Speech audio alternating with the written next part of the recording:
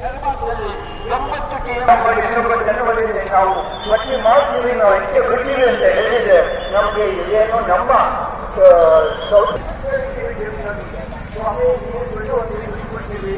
ಆಮೇಲೆ ಮಳೆ ಬಂದು ನಾವು ಬುದ್ಧಿವಂತಿಕೆ ಹೇಳಬೇಕಾದ್ರೆ ಸುಪ್ರೀಂ ಕೋರ್ಟ್ ನೋಟಿಸಿನಲ್ಲಿ ಮಾಡ್ತಿದೆ.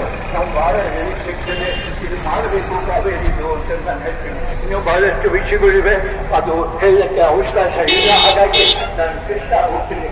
ಅವರು ಬಹಳ ಹೇಳಿದ್ದಾರೆ, ಅದು ಕೆಲವು ಮಾಹಿತಿಗಳು ಹೇಳಿಲ್ಲ. ಅಲ್ಲಿ ಏನಪ್ಪ ಅಂದರೆ ನಮಗೆ ಬೇಕಾಗಿರೋದು ಮುಖ್ಯವಾಗಿ ಗೆಜೆಟ್ ನೋಟಿಫಿಕೇಶನ್. 11 ವರ್ಷ ಆಯಿತು ಸರ್ಕಾರ ಗಮನದಲ್ಲಿ ಇಟ್ಕೊಂಡು ಇದನ್ನು ಆದಷ್ಟು ಬೇಗ ಇದು ಕಂಪ್ಲೀಟ್ ಮಾಡಬೇಕು.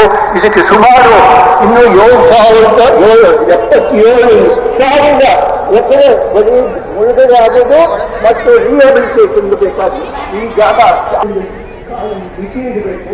ಏನು 3 ವರ್ಷ 4 ವರ್ಷ 5 ವರ್ಷ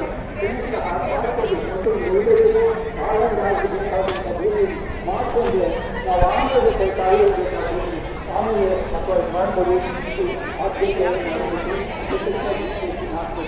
ಆಮೇಲೆ